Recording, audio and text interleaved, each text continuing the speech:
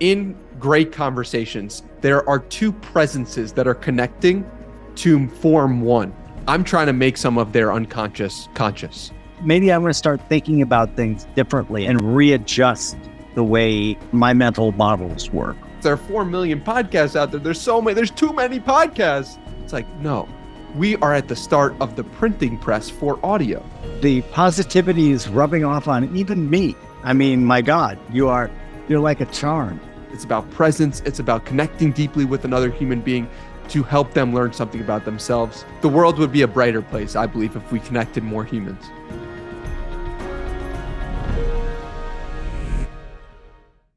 Well, hello, everyone. It's Jim O'Shaughnessy with yet another Infinite Loops.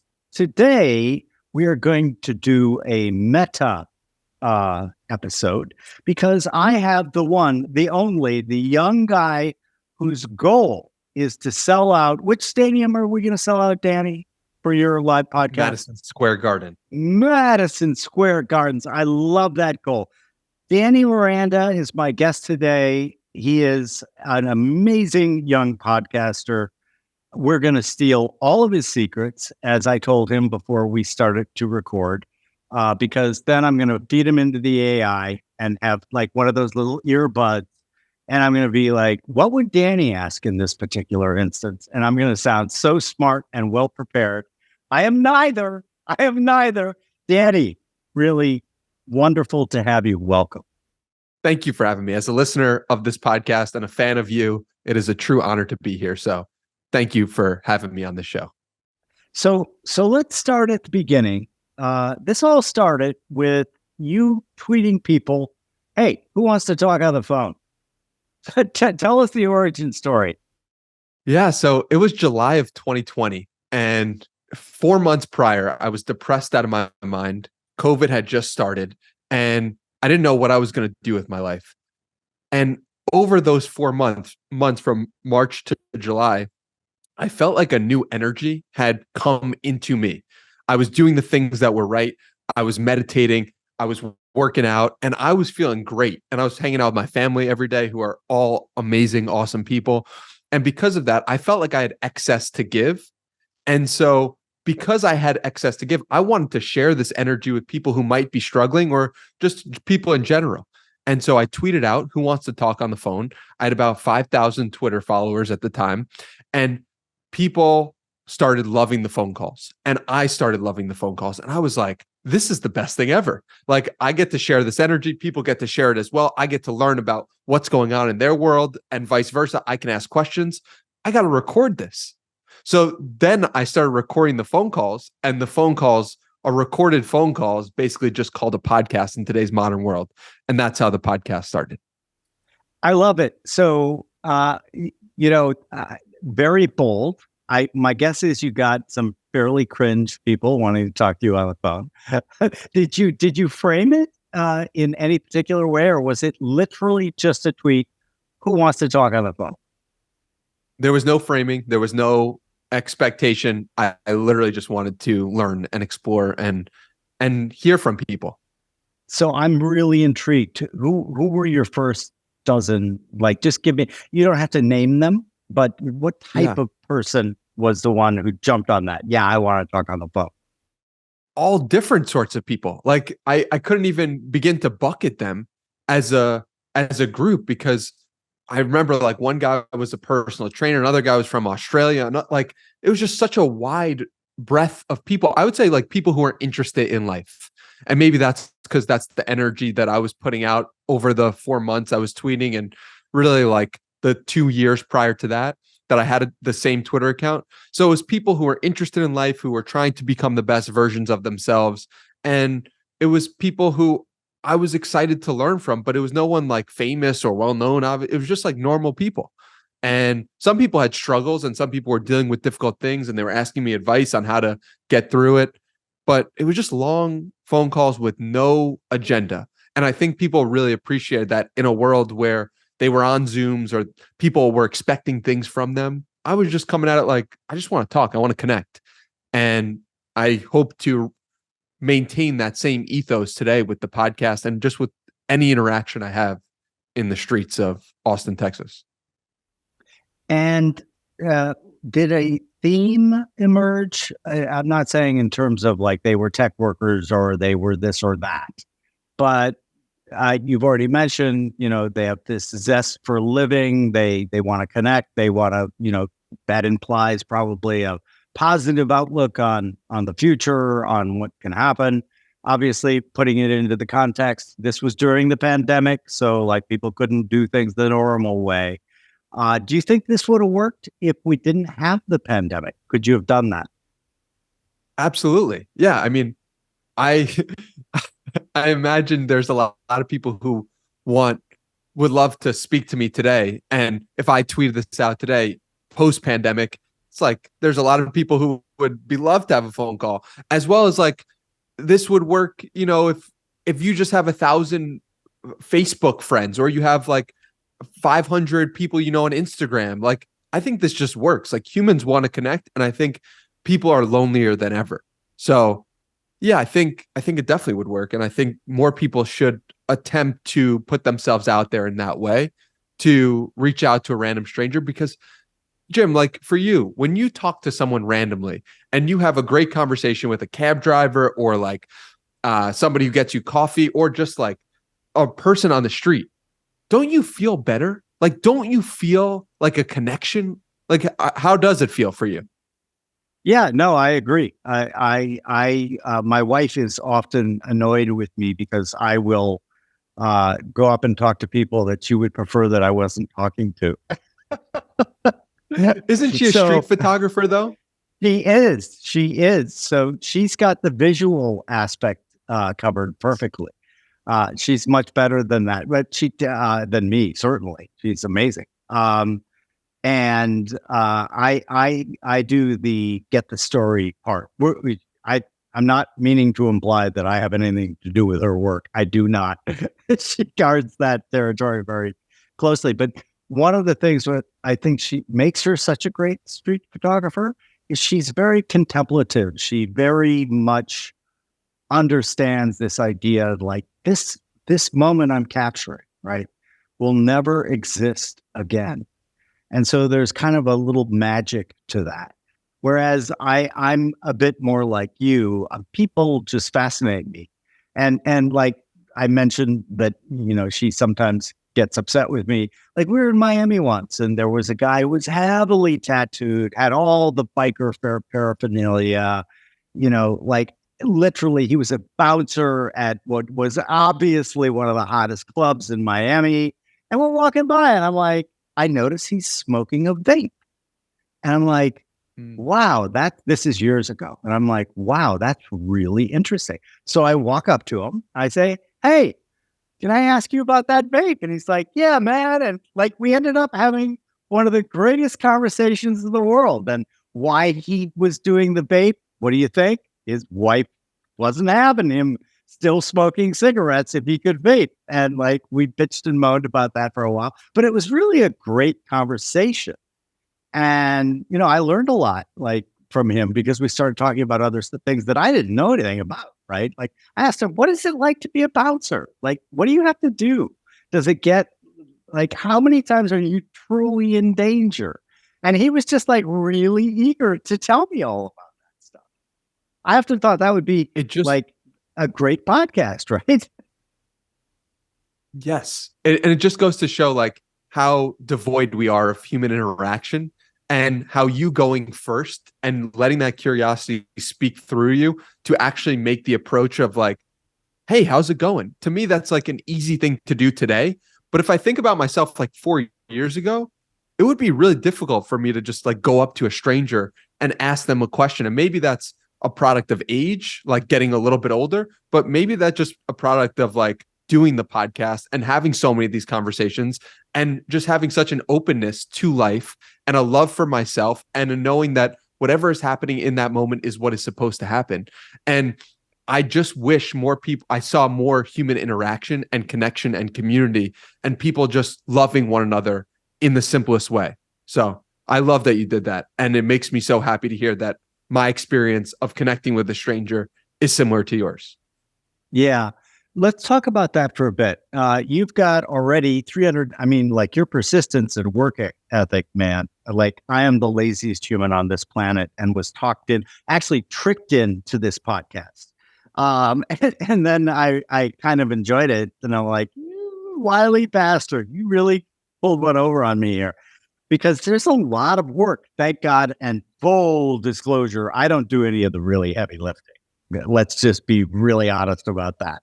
I have an amazing team, and like they also have to deal with my many, many idiosyncrasies. So we have some of the best researchers around, so I don't have to do that heavy stuff. But as you started, let's take a look back. Look back to your first podcast. Maybe you're at 396 now. God, probably. But what are the biggest things that you've learned? And think about it that you're talking to somebody who has a podcast, i.e., me, but who really knows nothing about podcasting, and you were trying to coach them up. What were your greatest learnings from number one to number whatever you're on right now, 396? Yeah, so I'll break it down into two separate stages, from 0 to 150 and from 150 to where we're currently at, which is 397. And so I think that could be helpful for people. From 0 to 150, the biggest thing I was figuring out was like, what's the appropriate amount of research to do to have an amazing conversation? So for episode 8, Ed Lattimore comes in. This is like the biggest guest that I've had on. He had over 100,000 Twitter followers. I was like, this is amazing. This is incredible. Ed's an incredible guy. You know what? We're going to have an amazing conversation. I don't even need to prepare because he's so amazing. I did that and it was not good. Like I genuinely felt in my heart like something was off. Then I do episode 61 with Ali Abdaal. And episode 61 with Ali Abdaal was my biggest guest at the time, over 1 million subscribers on YouTube, just an incredible force. So I'm like, I got to research the hell out of this guy. I got to know everything there is to know about him. I researched so much that I didn't give enough time for presence and to be in the moment. And it turned into, again, from my perspective, an awful episode because of me. Ali was great. And so looking at those two, I was like, oh, I went too far in one direction and then I went too far in the other. So by episode 150, and you came on episode 167, I was figuring out what is the appropriate amount of research to do and how to navigate a conversation, how to open up a conversation, all those facets. And then from 150 onwards, I started to get more opportunities. You come on my show, everyone says, oh, this is a legitimate show now. Like Jim O'Shaughnessy, this is a big deal. Now people start giving me opportunities. And from 150 on, I'm like, I'm looking at this. Oh, this guy wants to hire me. This company wants me to work for them. Oh, I can do all this. And I took it all because I'm 25 years old and I'm excited by life. And I'm so honored that people are thinking of me. But I need to focus at that time when it's working and people want me to work for them and help them in some capacity. Keep doing what you're doing. And I didn't do that. And because of that, I got off track. And maybe some of the success that I'm having now is a result of focusing and really staying consistent. If I had done this earlier and doubled down when everyone wanted me, I would be in this place quicker. But that's okay. That's part of the journey and learnings. And I'm grateful with how it happened. But yeah, that's kind of the progression. I would say the research and the focus, and that's what I've learned up to this point, broadly speaking. I'm covering more of the stuff in my course that's going to be out, I'm sure, when this episode is live, Art of Interviewing. But yeah, that's kind of a brief overview of what I've learned. Give our listeners a sneak peek to the course, The Art of Listening.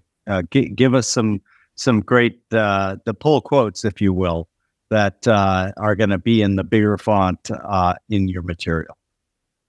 Absolutely. So in that course, one thing that people really know me as is like doing research and going so heavy into the research.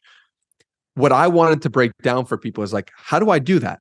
Like, what is the practical steps I'm taking on Twitter? How am I going through someone's Instagram? How am I going through their YouTube channel? What am I looking for in particular?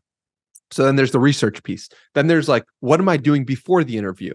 Right before this, I was doing like an affirmations track I was listening to, Ray Lewis's. And I'm mentioning a bunch of different resources I do before the interview. Then during the interview, how do I approach this with curiosity? What types of questions am I asking? How am I going about it? What am I thinking about? What type of mind state am I in? Then after the interview, how am I promoting this episode? So all of that is kind of going to get covered and going to be in the course. And I'm really excited to get that out there because I feel like I've spent so much time listening to podcasts, Jim, like an absurd amount, maybe like thousands of hours, like genuinely, like thinking about podcasts. I've probably spent 10,000 hours in the past 5 years just thinking about podcasts, doing podcasts. I've, 400 hours alone on the mic. And it's like, I gotta give this information to people because there's a lot there. When you were starting out, what was the original goal, to sell out Carnegie, Madison Square Garden, one of the big halls here in Manhattan? Or was it, I'm going to put myself out there. People are going to know who I am. I'm learning in public. My proof of work is here. All of that. I'm going to leverage this into like a big opportunity, which you just said you turned them all down. Yeah. I mean, for me, when I started, it was just, I loved learning from people. I loved exploring life and I loved putting myself out there. And I've been doing that since I was 13 years old. And so I kind of knew I had this skill or understanding of the internet to navigate through it and connect with the right people. And I knew I just hadn't given myself enough time to actually execute on that. The goal of selling out Madison Square Garden only came about when I realized, oh, this is my thing. The same, I looked at Kobe Bryant and I was like, I wish I had a thing like Kobe. I wish I had a thing that I could devote my life to and that I was obsessed with because I know I could do well at if I found a thing that I was actually that passionate about. And for me, that became podcasting. And so when I realized that very quickly, oh, this is my thing. This is what I want to be known for. This is what I want to be good at. This is what I want to explore. Then I said, okay, I'm going to try to think about the biggest dream I can imagine that is in alignment with my heart. I used to go to Madison Square Garden as a kid to watch the New York Knicks play. And I was like, let's make that the North Star and vision, because I can't even think about anything bigger than that. And that will give me enough time to play this game for a long time and just fill me with joy if that would ever happen. But it's not about selling out Madison Square Garden. It's really just about continuing to podcast and learn from people as much as I humanly can. But I like that because it puts it into the, I think people who sit around on the couch and just dream about things and don't take action against them or don't share them, right? That's just daydreaming, in my opinion. Yeah. What I like about listening to this is you've made it a concrete thing that many people would say, wow, that is really absurd that kid wants to sell out Madison Square Garden. But like that's Jim Carrey used to write himself checks for $1 million or 10 million. I can't remember what the number was. And I'm a huge believer in putting ideas on paper because it puts them into the real world. And when you try to figure it out, it gets sounding like really woo-woo. And so you want to be careful. But like, so you've done that. What has changed since you put that goal out there? What has changed in your behavior or the way you do your podcast? I would say that what it has done, and I put this out pretty early on, I think it's given people something to rally around and to be excited about. And people can see, fans of the podcast and just people who are just following in my orbit can see, they can fit themselves into the dream. One thing that Alex Hormozi has said that really has stuck with me is that if you are building a company, you want your vision and dream to be so big because people need to find their way into that dream. And they need to find their way into that vision. And you would know better than anyone, right? Like, and I'm curious if that's true from your perspective.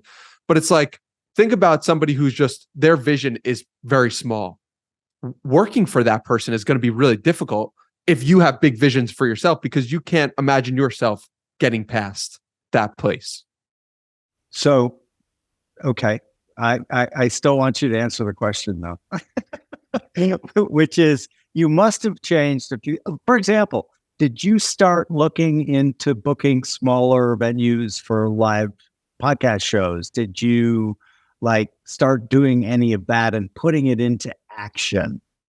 So people have asked me to like host their book event, right? People are like Polina Marinova Pompliano, bless her heart. She's come on the podcast a couple of times. And maybe because she knows that I have this vision to sell out Madison Square Garden, she invited me to interview her in New York City in front of 100 or 200 people, which was the coolest experience for me because I would attend these book signings as a kid and my mom would drive me.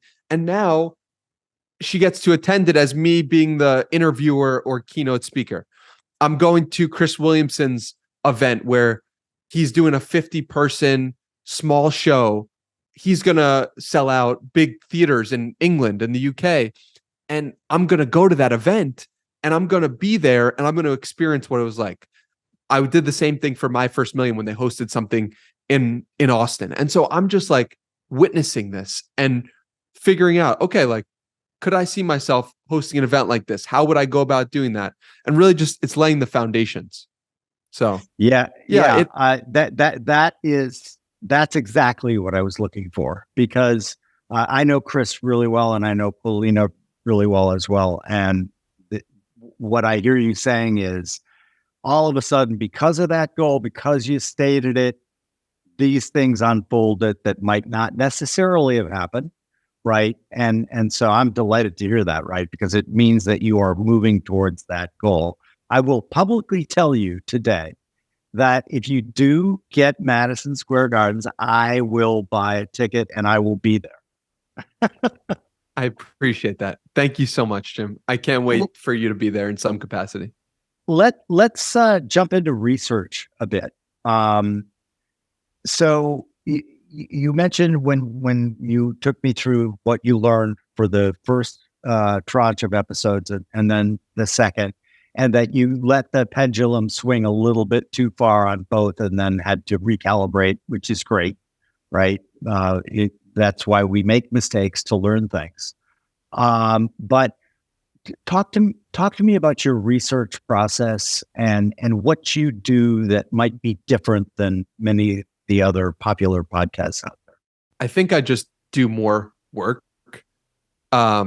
Like I genuinely think that is the differentiator because I'm not talented. I'm not special in any way. I'm just willing to do more because I know that if you're not inherently gifted in any particular way, which I don't feel like I am, I need to compensate for that in some way. And so the way I compensate for it is I will listen to the guest on 5 different episodes, at least, of their appearances on other podcasts. I will go through their Twitter and I'll be like, all right, what do they like talking about? Let me think about their life in their shoes and where they are in their life. What's going on? How do they think about the world? Then I'll go through their Instagram and I'll go all the way back and I'll be like, where were they when they started? What types of pictures were they posting? What were they thinking about when no one was paying attention to them? And so I'm really trying to live in their shoes. And I'm thinking and feeling my body as this is going on. And I'm like, where am I moved? When did they say something that made me laugh? When did they say something that made me think to myself, oh, wow, I've never thought about the world in that way? When do they say, oh, that's a great question. I've never considered that. Like I'm thinking about all of that and making notes of that and making notes of my favorite parts of everything I just talked about. And then I'm reflecting that back to them. And when I do, it usually lights people up. It usually makes people ask themselves, where did you find that? Are you kidding me? Like, I didn't remember saying that. And all of that goes to really just show them appreciation and love. So that's kind of the process overview in what I'm doing. Yeah, it sounds like you are a big fan of Dale Carnegie's How to Win Friends and Influence People. I was just talking about that with my team on another call. And I actively didn't read that book for 20 years because it had a cheesy title, in my opinion.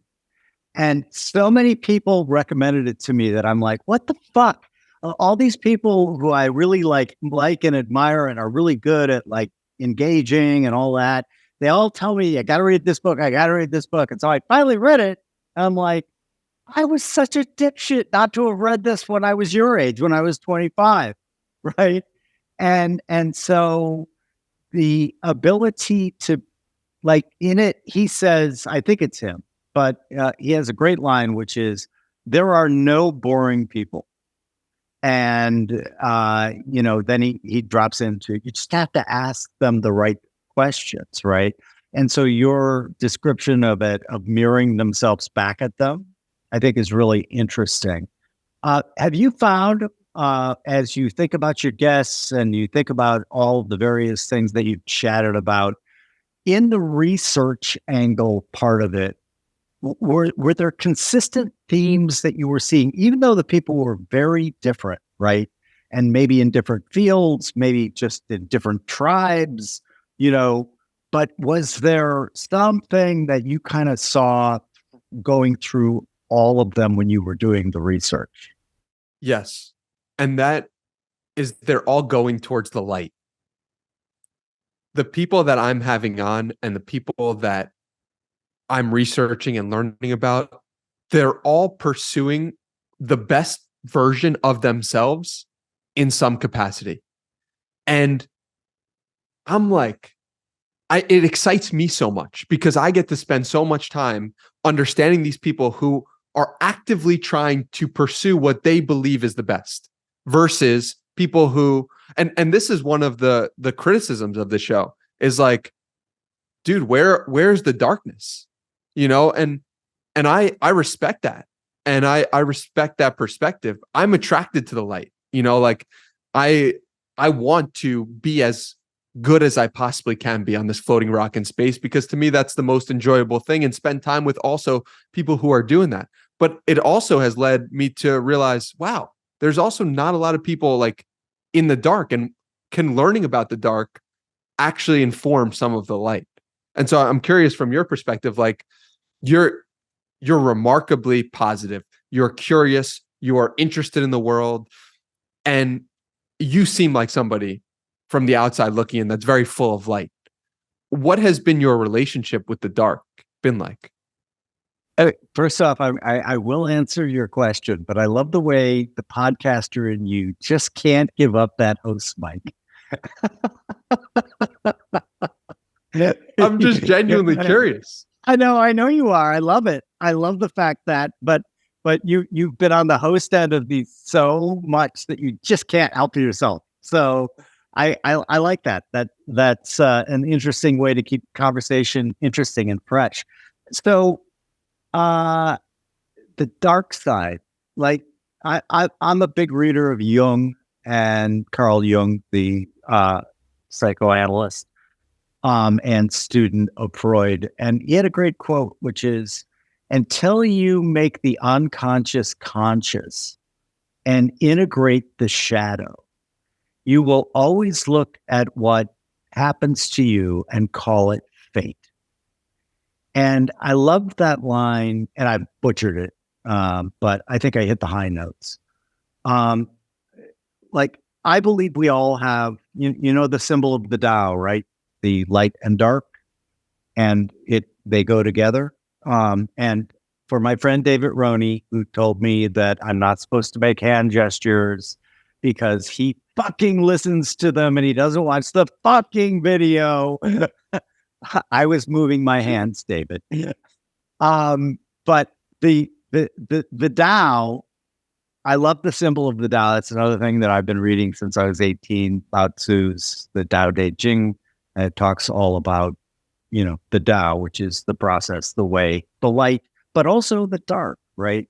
So I think that I definitely have experienced the dark side of life. And some of those were things I had no control over. For example, I had my oldest sister die when I was young, and that was really hard. And a bunch of other things. And that was kind of what drew me into investigating. Okay, like lots of really bad shit happens in the world. How do you square that with, your attitude that, there can be all sorts of great things in the world? And that kind of led me to the Stoics and to the idea that, listen, you're the author of your life, in my opinion. And I have all these old journals that we're going to have digitized. And I realized that I've been writing that since I was like in my early 20s. And so if you're going to be the author of your life, you have to be willing to look in kind of an unflinching way at your own dark side, because we all have one, right? And one of the cues that I can tell that people have integrated it into their overall personality is they're funny, and they are in general cheerful. There's the other great quote, to those who feel life is a tragedy, to those who think life is a comedy. And so try to do a little bit of both, and then you integrate the shadow, then you integrate the dark side. Did I do okay, Professor? You're the podcast king here, not me. No, Jim, you're the king. That was amazing. Thank you so much. And really helpful in terms of exploring the dark side. You would recommend starting with Jung or other resources? Yeah, I think Jung is he speaks specifically about it. And so, what I'll do, just to not take us off track here, I'll try to think of who you should read, and I'll send that to you. And knowing Ed William, who is the real brains behind this operation, he will have that up in the show notes as well, because I will completely forget about it. And awesome. But we'll do that. I want to get back to you. Talk to me about a time when something, and you don't, obviously, please don't name the person, but sometimes where things went just totally sideways, totally foobar, right? Like, and when that happened, what did you do? How did you react? How did you try to fix it? When did things go wrong? It's funny because I think often about like how quickly it feels like my current state is able to go to what's positive and what's right and looking at the light. But if I were to think about like things going wrong, I would think about in September of 2019 was a really difficult time for me because I had a job in which it looked good to the external world. It looked good. I thought it was something that I wanted, and I felt really good about it when I took the job. And then when I sat in it and lived in it, it was not fulfilling a purpose inside of me. And so I got really upset. I got depressed. I was like, this is what I thought I wanted. Everything on the external seems like it's good. And what I did in that moment was I quit the job, and I started to meditate, and I started to do 75 Hard, which was a program that for 75 days straight, you have to read 10 pages of a book. You have to do 2 workouts a day. You have to take a progress picture, like in the mirror. You have to follow a diet of some sort. And doing all of that really just led me to figure out the right track to go on. It was the combination of meditation and doing the 75 Hard program that really allowed me to be like, I'm a different person now. And that was one of the most difficult times in my life when I got everything I wanted externally, but it wasn't what I felt internally called to do. Interesting that at such a young age you would notice that and take action and pivot. So congratulations on that. What do you do when like something goes wrong with a guest? I.e., you've researched them, like they're really pithy, and you realize, oh my God, they're really good at writing, but they can't fucking talk. I mean, that's okay. Like, I don't view that as a negative. I view that as I don't put any blame on that person, and I don't think about that as a bad thing. Like, all right, they can't speak well. So what? Like, that's not the end of the world. Like, that's a problem that they have potentially or not. Like, they're an amazing writer. That's why they came on the show. And I don't know. I think the ability to navigate with situations, the podcast is so like, it's just a conversation with people. It can't really go that wrong.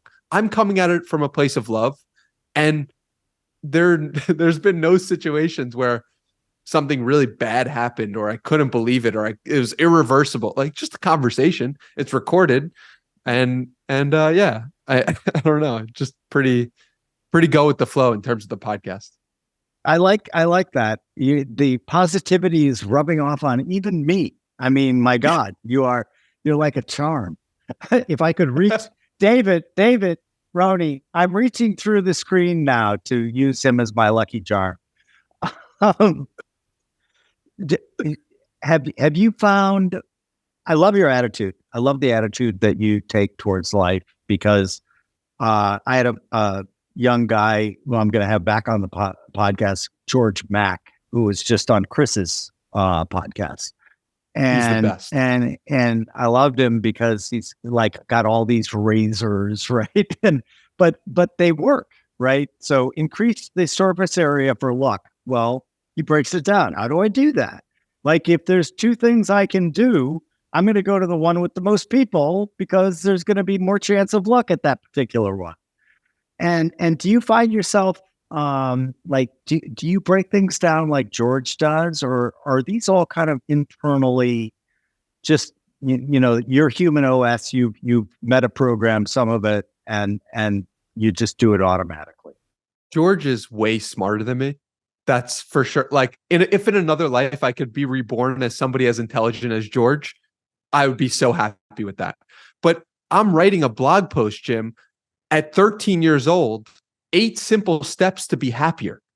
I don't know any 13-year-old who's writing that blog post. So somewhere deep inside of me is positivity, light, love. I was given an incredible childhood. My parents loved me, and I'm doing my best by reading books like The Big Leap to help other people achieve the same sense of peace, calm, happiness, and joy for life. I wish I was as smart as George, and maybe I'll work with George to help break down some of what I'm doing here. But no, unfortunately, I don't have good razors or anything like that. But that leads to another interesting part of the conversation. So, what's mission critical for you? What determines guest A over guest B for you? Yeah, that's a good question. I follow my intuition. I know that I have a pretty good intuition, since at 13 years old, I'm writing about what I'm writing about. So I trust that. And I think about someone's writing. I think about how they're showing up on the internet or in a book. And I'm asking myself, what about this is interesting? What about this could be a story? What about this person do I enjoy or I want to learn more about? And I really follow that, because that has not steered me wrong. But yeah, because I'm not covering any topic per se, I'm covering like what I find interesting. And do I find this interesting in this moment? No? Okay, I don't want to have that person on. And it's no hard feelings towards that person. There might be another moment where I am interested in that person. So, or that idea that they're spouting. So given all the underlying theme that you have, which I think is cool, the abundance mentality, the idea that you just can't beat the guy who never gives up. I love that aspect of what you're doing. And let's say, would you do a Tim Ferriss ever and write a Tools for Titans from the guests that you've had on? Is that the way you think? Is that the way you break things down? Yeah, I think that's a good suggestion. And someone recently came across a book that was similar, like 100 great ideas from different people, and that person was the compiler.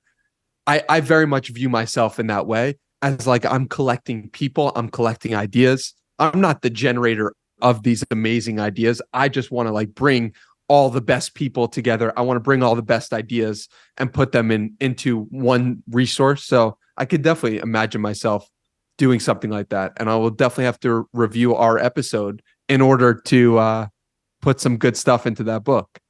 That's Paulina's new book too. That's what she did. Hidden Genius. Yeah. Which is those are fun books to do. So when you are doing a podcast, do you ever hear back from any of your guests like, man, Danny, after we did that podcast together, I had this great idea that I don't think I would have had, right, unless I had been in that conversation with you. Has that ever happened to you? What happens often is people feel like a weight off their shoulders, particularly if it's in person. And what I realize I'm trying to do is I'm trying to help someone learn more about themselves, but I'm trying to give them the same experience that I have when I meditate.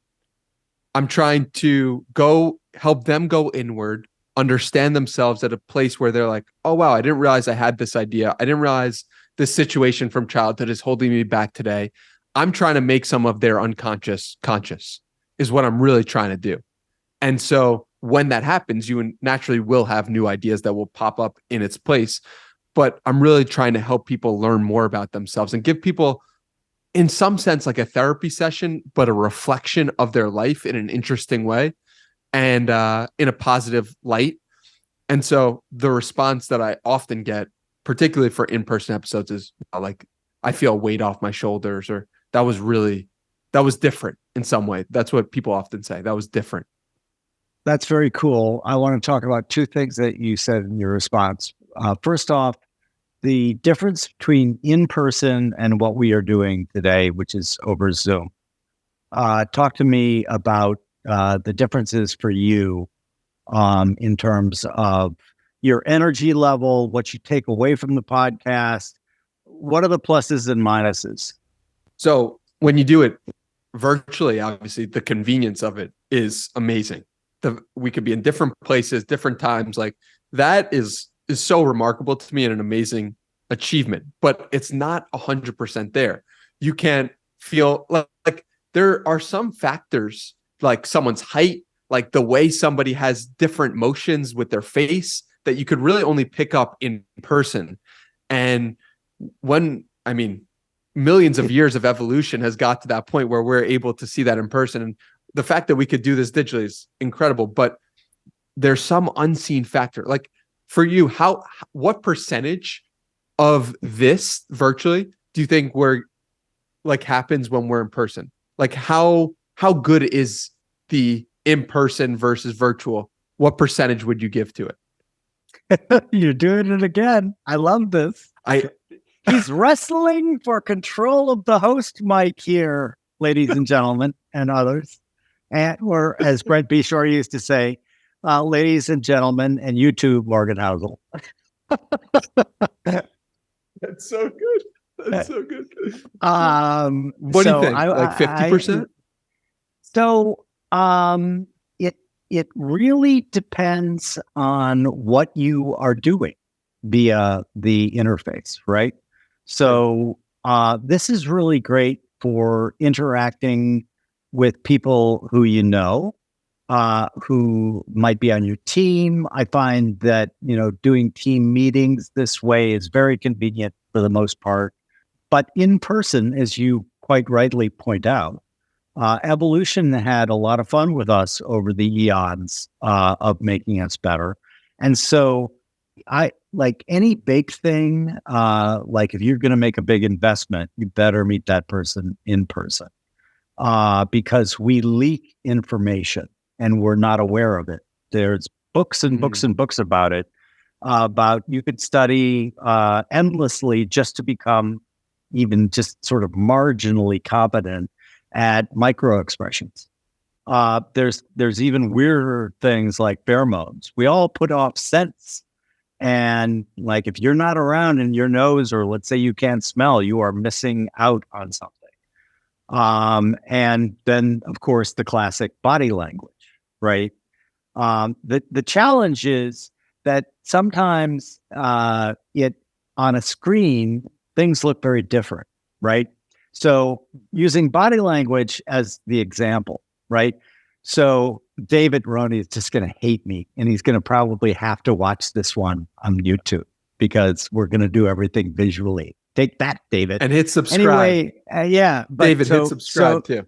So on film, I am now doing an exaggerated alpha male thing. And what I'm doing is I've got my hands behind my head and I'm kind of leaning back, looking at daddy. And in real life, people would know how fake this looks. On screen, if you're not actually thinking about it, it passes, right?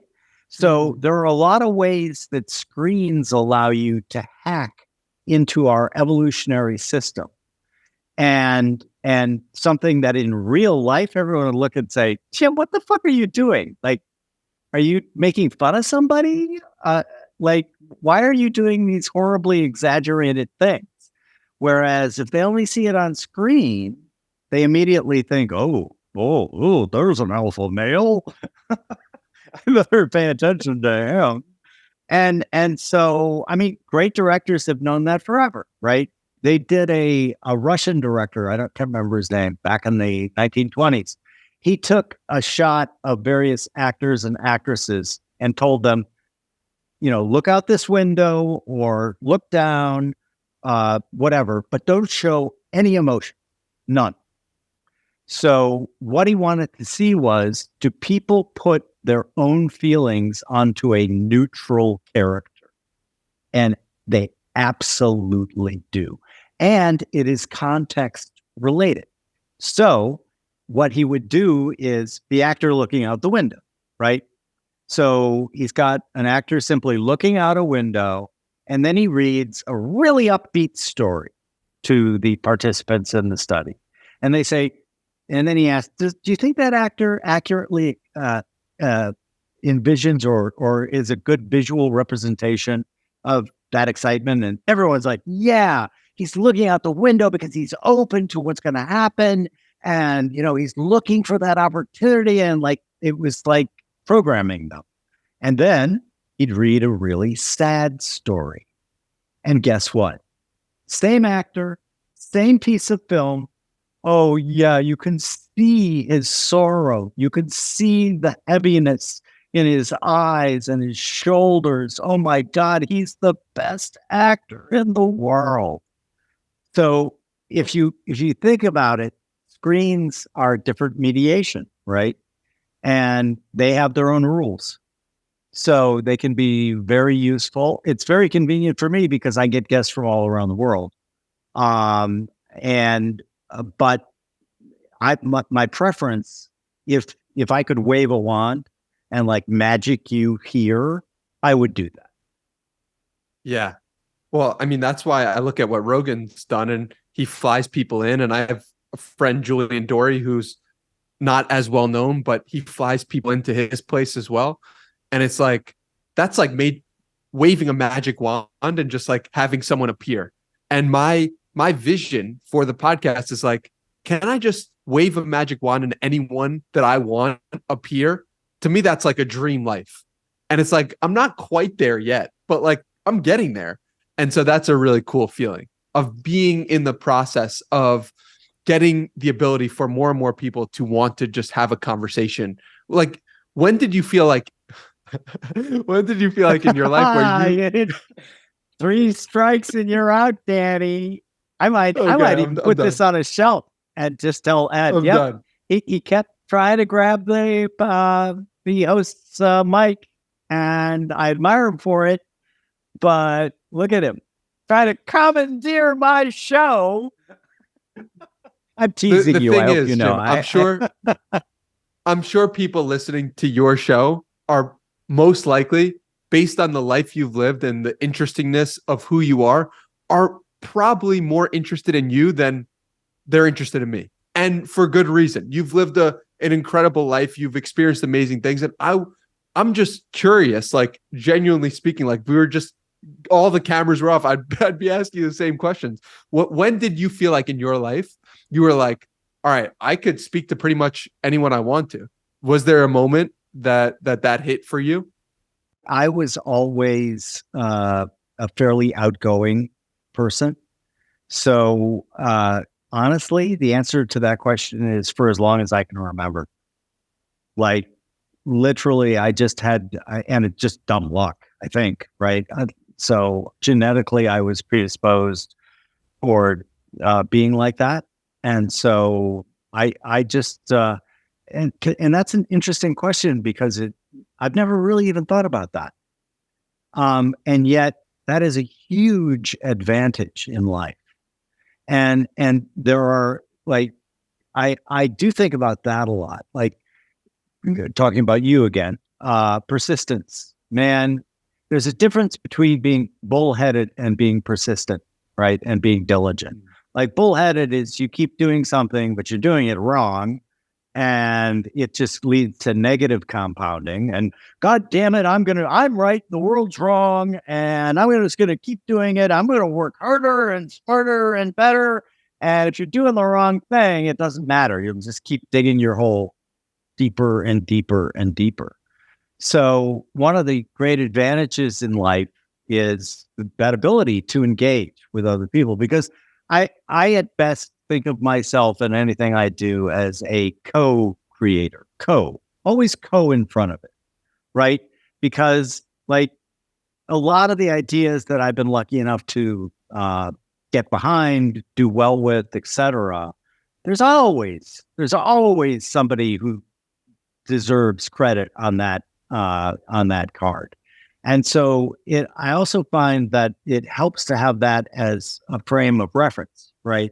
When you think, no, this isn't my invention. This isn't my discovery.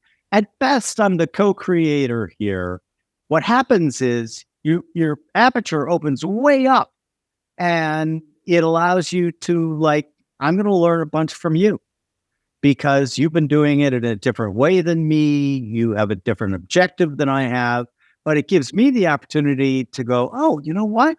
And in fact, I just flashed on one thing that when you were talking, I'm going to start flying people here because the ability to do this in real life really does add something to the mix. Now, I'm not going to do that for everybody, but like I've already learned something from you. So I think that if you approach the way that you can always learn something from anyone you're talking to, and that's one of the things I really like about you, is that you also have the agenda, which I think is good, because another one of my things is I look for things to root for, not against. And like, listen, there are all 90% of the NPCs on social media and whatever. It's just so much easier to be critical, say that'll never work, to say, why would you even bother? Like, I don't know if you were a fan, you're too young probably, but Winnie the Pooh, the cartoon version from Disney, we always loved because Eeyore was just like so great because he was such a bummer. and the contrast between Eeyore and Tigger, right? Like my wife and I would even use it as shorthand. Like, we don't want Eeyores, we want Tiggers. I love that. Now we're going to return to you because you have successfully hijacked. You know what? I think maybe we should just cut a deal and this should be released as the Danny Miranda podcast number 398. I love that. Way to move in on the territory. I love it. So what are the best questions that you have alighted on? Let me rephrase. Are there any series of questions that you always ask no matter what? So at the end of every episode, I ask, what's a challenge you can leave the audience with? And the reason why I ask that is because I want people to not just listen, but actually do something from the information we discussed. And I think a lot of times, especially in the world of let's gain more knowledge, let's get smarter, it's a lot of theory. And I love going to theory, but I also love the practicality aspect of what the podcast can actually do for you. And so the challenge points to the place in your heart you believe people should take this conversation and actually do something with it. So I love to end the podcast with that idea. It's similar to Tim Ferriss's "What would you put on a billboard?" But to me, it's like, what is more action oriented and the challenge aspect of it. And I've become like a collector of questions, and I can read out a bunch to you from my sheet.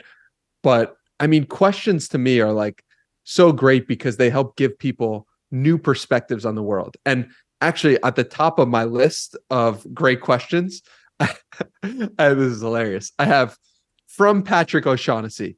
This is a tweet that he had. Most great questions fall into one of two buckets. One, what are the most interesting / notable things about your past and life story? And then two, what are the most interesting and unique beliefs / views that you have about the world and how things work? And so if you think I've like 100 questions on this list, and they all fall into one of two of those buckets. So it's a very cool framework to have. Patrick O'Shaughnessy, never heard of him. Probably a dodgy character would be my guess. A dodgy character who happens to be my favorite interviewer in the world. Yes, that is correct. Oh, he's so much better than I am. He used to tease me. He used to tease me and say, Dad, I think that I might be the better interviewer here. And he was always kind in the way he did it. And I would go, well, oh, absolutely you are. But then he would add some sweetness at the end. He would say, but you're one of the better guests. I thought you were gonna respond to that by saying, well, Patrick, who has sold more books? No. All joking aside, Patrick is so good at what he does, and like he is the podcast king. And the best. In fact, when Jamie Catherwood, who was the guy who annoyed me into doing this podcast, my principal reason for saying no was like, why? Patrick is the best there is. Why on earth would I, start being, my rambly, loquacious self? And he was great because you remind me of him in that he was just so persistent and he answered everything. And like I threw every roadblock I potentially could think of in front of Jamie. It's like, who's going to do the research? I'm going to do that. Who's going to do the guests? I'm going to get the guests, Jim. Okay. Who's going to deal with the producers? I'm going to do that, Jim. Who's going to do the promotion? I'm going to do that, Jim. And I'm like, God damn it. And so it actually gave me the opportunity to kind of think about so why would I have a podcast? And so for me, since I have no intention of ever monetizing Infinite Loops, I thought, well, what about a podcast which is kind of like the voice version of the movie My Dinner with Andre? And I'm sure you probably haven't seen that movie, but you should go out and watch it. And I would also urge anyone else who's listening or watching us to watch the movie My Dinner with Andre. Now, it might show its age. I think it's from 1980 or 1981. But essentially what it is it's Wallace Shawn, the guy from The Princess Bride who plays Virzini, the guy who's too smart by a half and gets killed by the dread Pirate Roberts. Anyway, so it's him and another guy, and it's literally just a conversation. And you will have one or two reactions to this movie, I think. Either, number one, the one I had, which is like, what a great movie. How cool would it be to like have some ability to just be a fly on the wall? and listen to these two people like have an unscripted, completely no talking points conversation, which to me is kind of the essence of why you would want to listen to a conversation at all, right? Or you will fucking hate it. And if you're listening to this now, you'll say, O'Shaughnessy is clearly already going senile because he had to watch this horrible movie of these two pretentious fuckers try to one-up each other. Those are going to be the two reactions. Well, that's the original podcast, right? Totally. It sounds like it. Totally. It's like, what's the reason why people like Joe Rogan? It's just two guys having an unfiltered conversation of what is in that moment. They might as well call that My Dinner with Joe Rogan over and over and over again. Part 1 through 2029. Right. And so I felt when I alighted on that, I thought, okay, so you know what? That might be interesting. It's not going to ever be a big show. It's not going to ever be like Patrick's shows, which are doing what you're doing too, which I find very valuable. Another guy who does this is a guy I love. Just saw him this week, David Senra of Founders Podcast. And that seems to me to be, there are kind of two general categories for podcasts, right?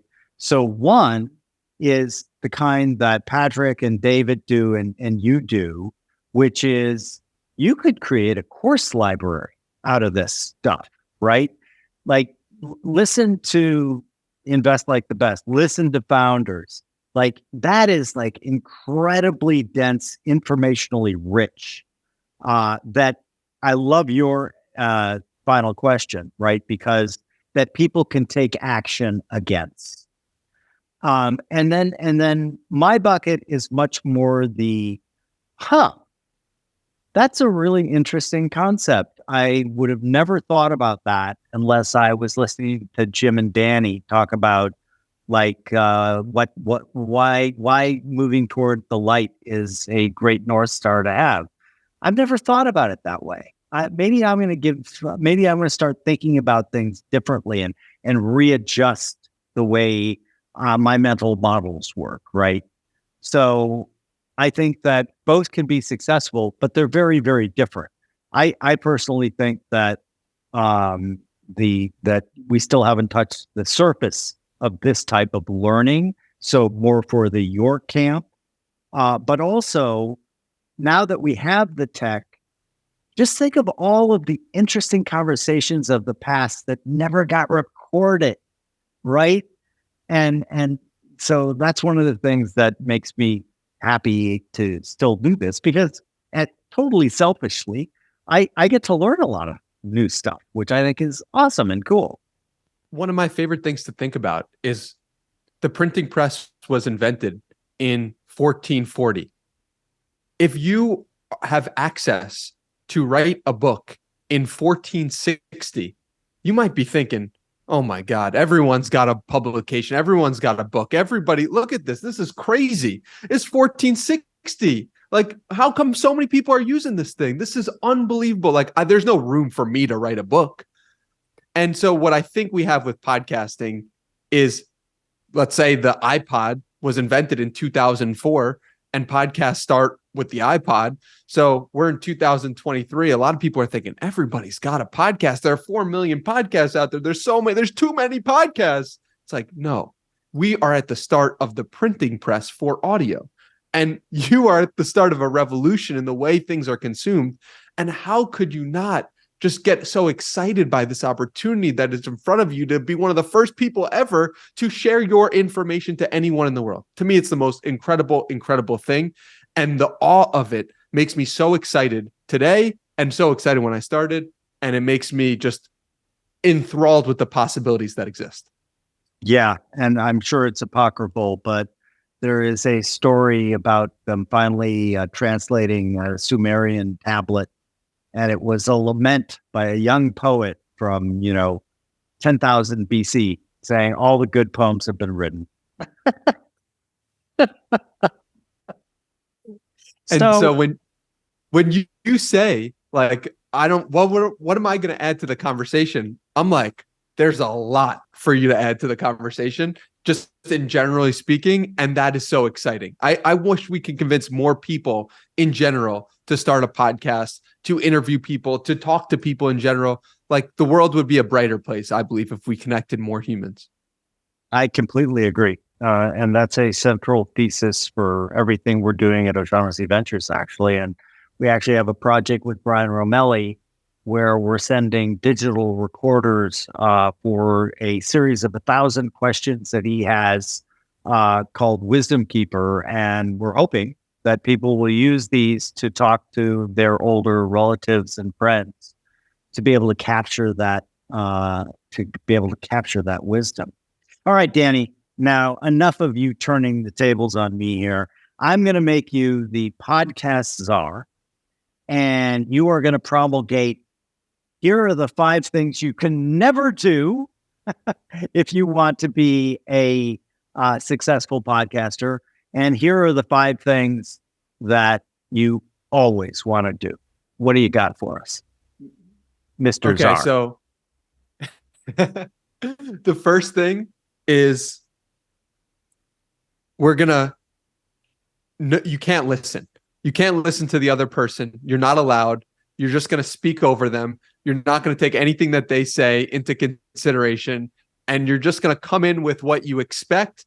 And you're just going to flow. And there's going to be no actual connection. That's what we absolutely cannot do. And I think at the heart of this is presence, right? Like, in great conversations, there are 2 presences that are connecting to form one. Like, 2 minds connect to be one. And this is what love is, right? When you love a comedian, you laugh. When you love a podcast guest, or you're on a podcast with somebody else, there's a love happening between you guys that is creating something greater. And that sounds like all like woo-woo, fairy, whatever, but it's real. Like, it is really real. And I wish I could get that into more minds and hearts of, like, when David Senra does a solo podcast, it's just him.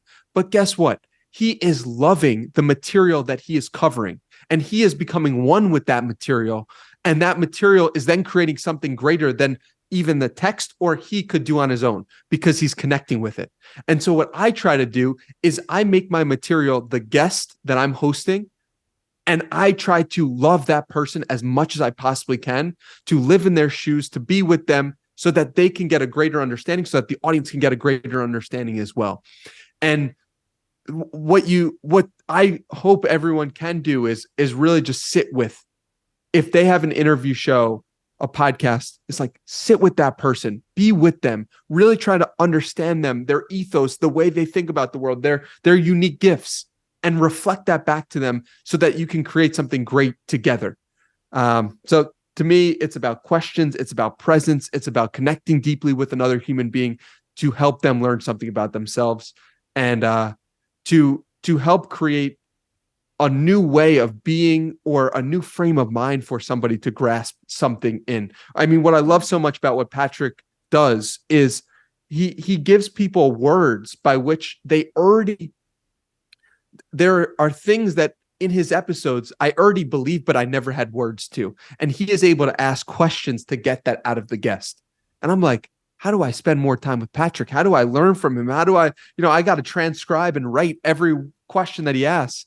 But yeah, that to me is what makes for a great podcast. That's what makes for a poor podcast. And that's my 2 cents on the whole thing. So let's throw you in a time tunnel, and you're coming out in 2034, not 2024.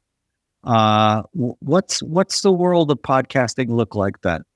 That's a great question. I'm going to believe that there are going to be more conversations that are more real than ever before. I believe it's probably something to do with virtual reality as well. Different settings, different places. But I think what's important to note is what won't change, right? Like, I love Jeff Bezos's idea of, like, how do you prepare for the future? You just look at what won't change. And to me, what won't change in 2034 is people will have a longing for presence and love. That is true today. That was true 50 years ago. That was true 5,000 years ago. It will always be true that people will be attached and want to look at, feel presence and love. And so, because that is the truth, I don't know if so my mission is to get better at connecting deeply with the presence and love within myself so that I can help give that to other people.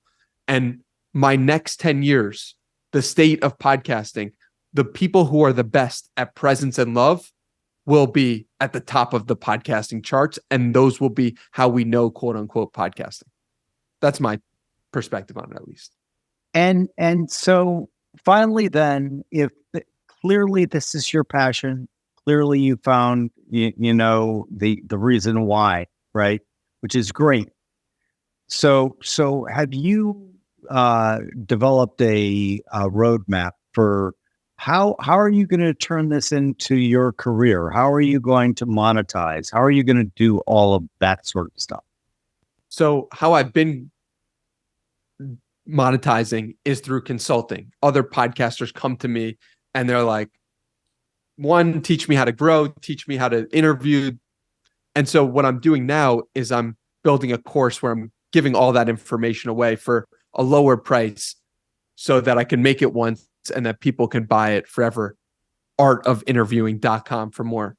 And Jim, what's your favorite number? Pi.